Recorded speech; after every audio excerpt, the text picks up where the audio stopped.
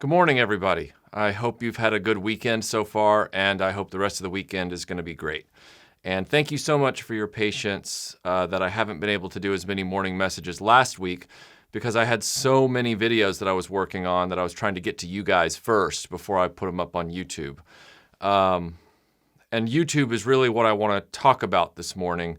And I know that you guys have been inundated with this, and I'm not going to be saying the same things that everybody else has been saying, but I am going to be saying something important that's specifically for you guys here on Patreon. My understanding with you all is that you guys get the inside track. You are essentially the shareholders of Retroblasting at this point, which is why I'm very open to what you guys say when it comes to the videos I put out. The Gremlins video, I edited that one based on a comment from a patron, and it was a positive comment. It was a valid comment, and also he didn't come at me like a spider monkey, which is always nice. When you don't come at me with personal attacks and you have a reasoned argument, I'm really not a bad guy. Anyway, that's not what I'm talking about. So the situation with YouTube, I want to give you guys some inside baseball from everything that I've been doing and learning over the past few days. And it's not the same stuff that you've already heard from Pixel Dan and other people online, because now the freak out is happening, which I do find kind of funny. Because we as a community, the Retroblasting community, were out there with this months ago, at least a month and a half ago. Might have been a month ago, can't remember exactly, but we were weeks ahead of Pixel Dan and Jang Bricks and all these other people. And we organized and got our letters out and did what we had to do. And I'm glad that we were out there first, because if you follow the Facebook page, you'll know that so far, Retroblasting has not been affected in any way by this first round of auditing by YouTube. None of our videos have been flagged as of yesterday afternoon. I've checked it about 5 or 6 times. You have to check every single video manually. So also, thank goodness we don't have 3,000 videos. We have 400 relatively well-produced videos.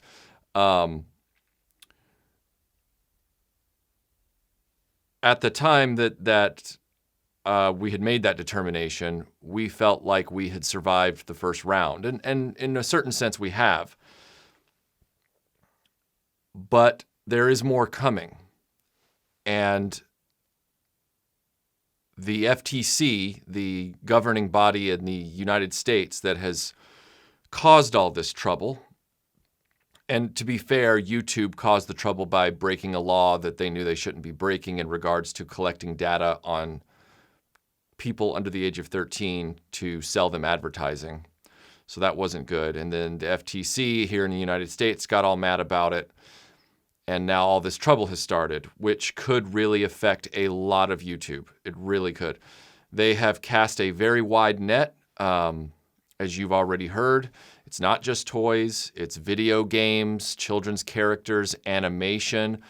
They are essentially doing a backdoor kind of censorship and prejudice, where they have said, if you talk about these subjects, you must be talking to a child.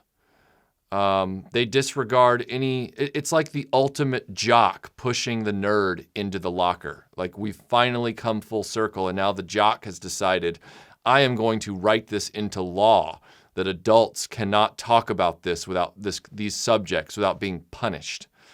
And there is an opportunity to deal with this between now and January 1st. I'm going to be doing a video for today for the broader YouTube, and I've got to put it out broadly now. It's not something that I think you guys would be upset about if it wasn't exclusive first. This is the exclusive inside. There's not going to be, the information I'm about to give you is not going to be in the video coming out. But the FTC is taking comments from people on the issue between now and January 1, which means that our letter writing campaign is going to go into phase 2, where I'm going to provide links and descriptions, and I'm going to try and distill down a lot of the main points of the issue, our counter arguments, so that you guys have a simplified thing to look at, and then you can modify it any way you want and send it into the right place between now and January 1. So I need to get that out there as fast as I can. Now, you might be asking yourself, well, if retroblasting hasn't been flagged for any of this, what's the urgency of us going into a phase 2? The urgency is that the FTC has said they don't care what YouTube's filtering system says or doesn't say. They are going in behind YouTube and auditing everything. It's like another adult checking a kid's work on his math homework. They're going to go in and make their own decisions. So YouTube has just set up this annoying system to randomly penalize people through an algorithm to cover their own ass. And in doing so, they haven't affected anything because the FTC has said, it doesn't matter what YouTube thinks. We're going to go in and do it ourselves. And if we decide that these videos or entire channels are breaking our laws and regulations and abusing our system, we will go so far as to fine you $42,000 American dollars per video violation, or we will shut your channel down. It can go as far as those two things. Maybe they just send you a letter. Maybe the most minor thing they do is send you a cease and desist on certain videos and say you need to make these YouTube for kids or pull them down or whatever. But they've said in very vague terms that nobody understands yet, if your video is child attractive, involving toys, video games, kids' characters and themes, they could pull down the whole channel and fine that content creator into oblivion. Because just having 10 video violations, suddenly you're over $500,000 to the government, which is really insane. I mean, it really is, but it's also a very real possibility, which is why the comments from the public really are important between now and January 1. So like I said, in the video I'm coming out with today on YouTube, I'll be providing all of those details, and I'll post that video here on Patreon as well. But here's where things go a little specific for us, because it's a slippery slope, right? The argument is that, well, after you guys purge out all the toy and video game channels, kids will still watch YouTube. And kids really like fuzzy animals. So what's going to happen next? Suddenly, entire channels devoted to cats doing funny stuff is going to be called child attractive, which they are. They're not trying to court a child audience because adults are also interested in cats. So it's a very overreaching, draconian regulation that's coming down the pipeline right at YouTube's content creator community, specifically for geek and nerd culture.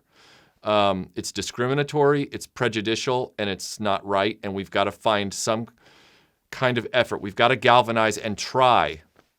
I know they say do or do not. There is no try. We're going to send out our comments to the FTC between now and January 1 and hope that they sway the argument. Now for the inside baseball. And I know that was a long way around to get to that, but there's a lot to talk about here.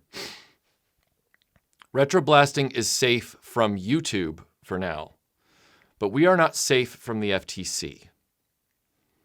I don't mean that to say that I know I've violated anything. I know for a fact that retroblasting has always clearly been targeted to adults.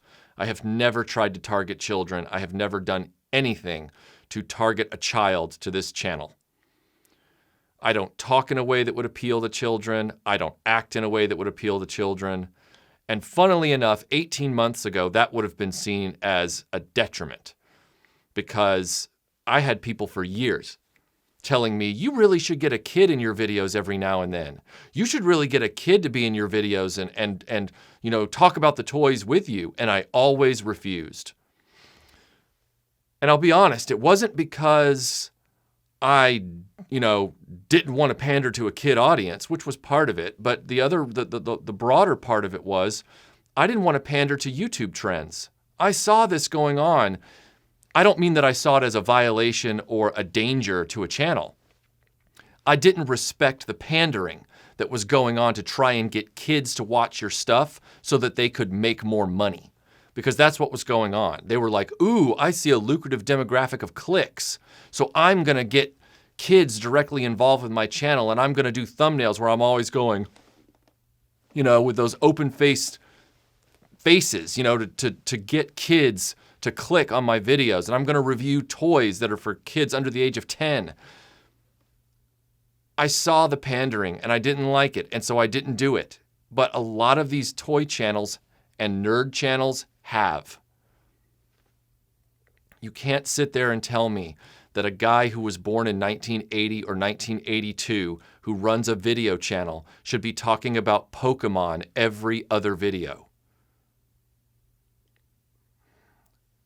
All that to say, the reason that retroblasting is still in the line of fire is because of all of that.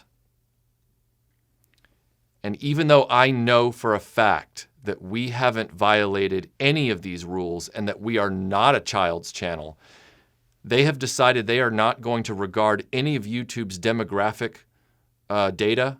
They are going to define it by what they look at the video, and meaning maybe even just the first 5 seconds or even the thumbnail, and go, that's for kids.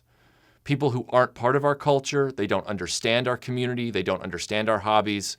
They are the jocks who pushed the nerds into the locker room back when we were kids. Push them into lockers, and they're doing it again. Because of that, we don't know what the government is going to do, and so I have to put plans in place now as a contingency, because literally our options at this point are, okay, we can keep doing what we're doing, which some channels have decided to do that. They've decided to just keep on trucking.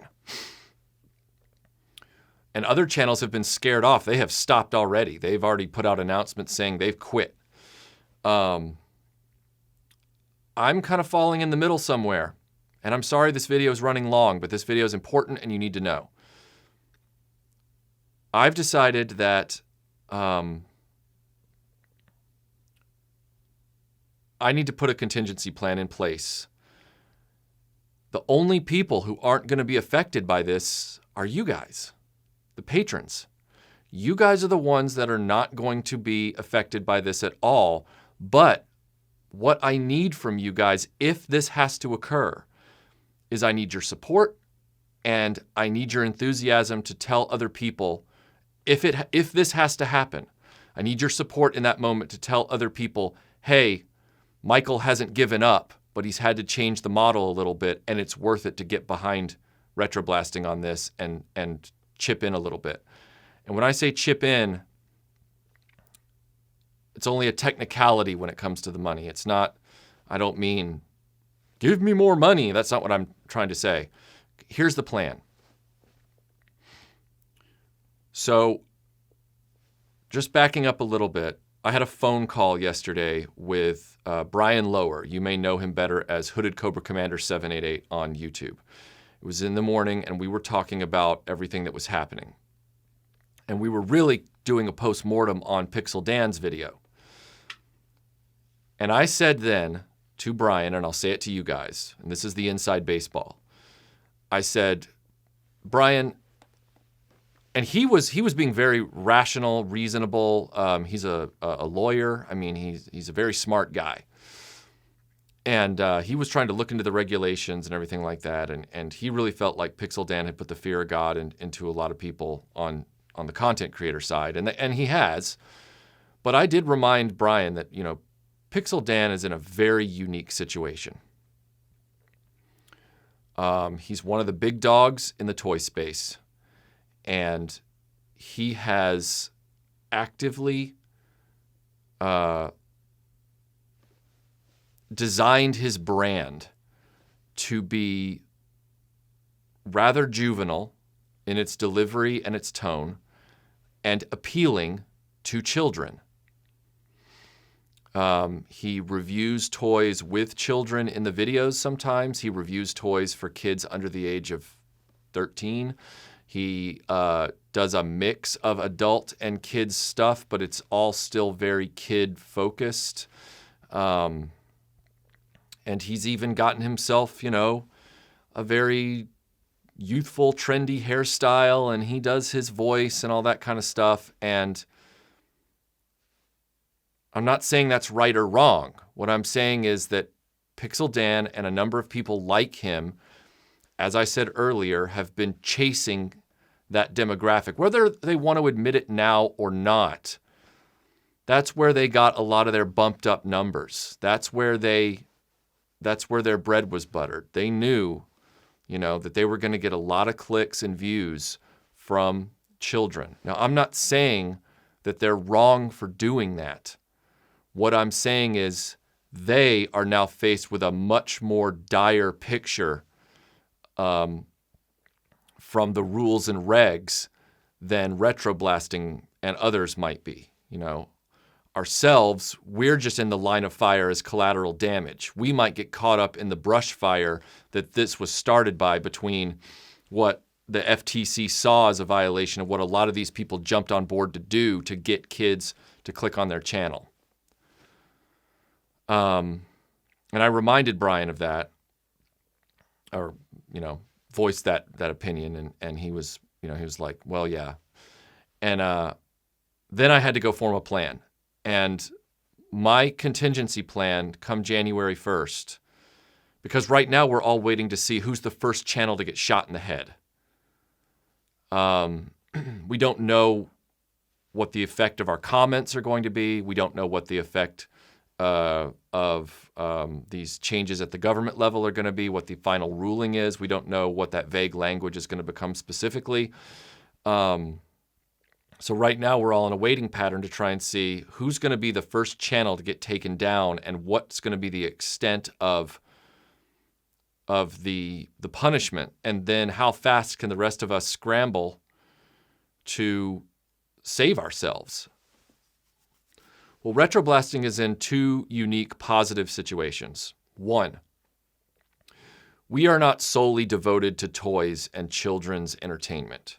We have always made a mix of things, and I'm going to continue to edge into more of a mix of things as we head into January. Toy and cartoon videos. Between now and January, you will still see toy and cartoon videos, but there will be no more modern musings. I will not talk about any more brand new toys of any kind, whether they are retro-based or not, because I've seen the evidence now already that YouTube has been flagging things based on how early they've been manufactured. And so far, I've dodged that bullet on all fronts. But I'm going to halt that. I'm not going to do any more unboxings as sole videos. So all of the donation mystery boxes will be done as part of the live streams. I don't know if live streams are a thing that they say are kid attractive or not. I'm just going to take a chance that the live streams aren't necessarily kid attractive and do that. And the unboxings, the mystery boxes, will get wrapped into that. As far as January 1st and forward, if all of this goes south and toy channels start getting fined and going to court and all kinds of stuff, I'm going to pull the ejector seat cord as far as executing on phase 2 of retroblasting's survival plan. And I want you guys to know what that is. And this is where it becomes important for you guys to get enthusiastic about it and tell other people who you might know who are retroblasting subscribers on YouTube, hey, Michael ain't done. Okay, so this is what I'm planning on doing. It could change a little bit as we get closer, but in the broad strokes, this is my intent. I will remove every single toy and cartoon related video from the Retroblasting channel on YouTube. And you're probably going, whoa.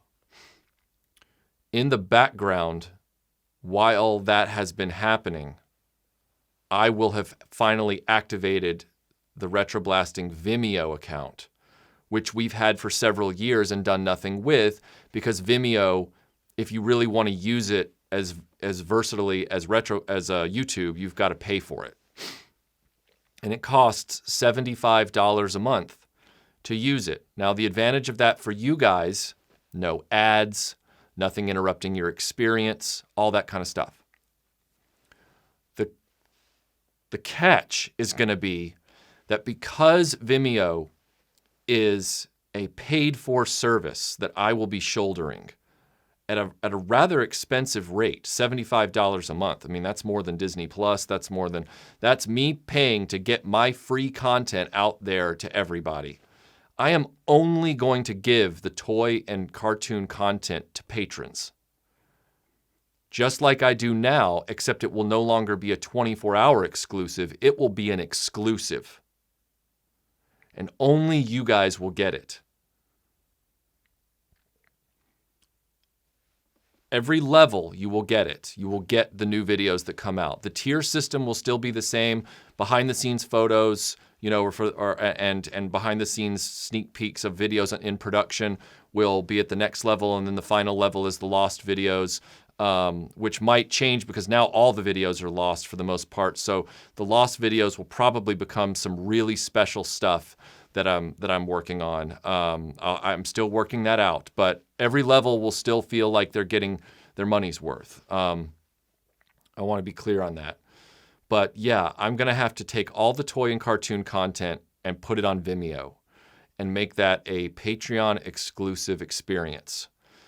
And in the meantime, the Retroblasting YouTube account will become a place where I start doing longer form documentary style videos. I go back sort of to what I did at the beginning of the channel's life, but instead of doing toys and cartoons, I'll be doing things like retro live action television analyses, where I'm talking about, big feature reviews on MacGyver and Magnum PI and A-Team and all those kind of shows, Knight Rider, Airwolf. I'll probably be doing that.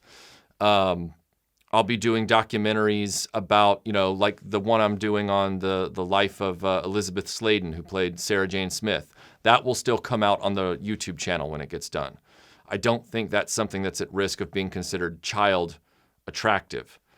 But what I really need from you guys is your moral support right now in these decisions, because they could very well be necessary. And I intend for Retroblasting to survive no matter how many hits I have to take. What would really hurt is if I tell you guys, hey,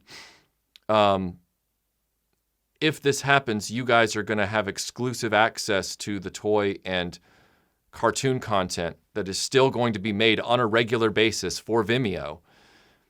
And philosophically, you guys, for whatever reason, are mad about that. And the next thing I know, I see my shareholders, you guys, my front line, I see you guys bail. And then that'll make me wonder what I did wrong. But I want Retroblasting to survive somehow.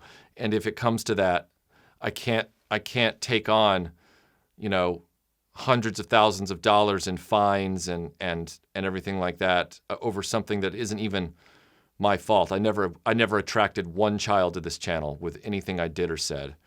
And unlike Pixel Dan, who's claiming the same, I know for a fact that channels like myself, a number of them out there, are like me, and we're not doing that. He can say what he wants, and I mean no disrespect to him, but he did walk a very blurry line, and we did not. And so I'm going to try and do everything I can to keep Retroblasting alive and doing what it does best. But that means it might have to change, and I need you guys with me, mentally speaking. I would really appreciate the help if that time comes.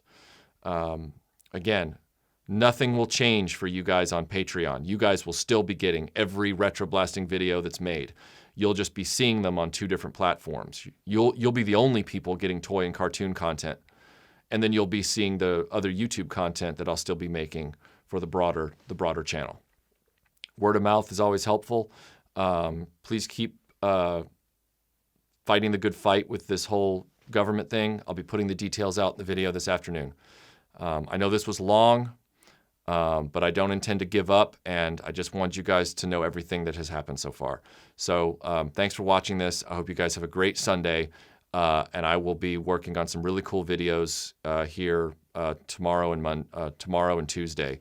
And I'll be at Retro Toy Con in South Carolina on Friday, Saturday, and Sunday. So you'll be seeing some video from that as well. So guys, thanks for watching this, and I'll talk to you later.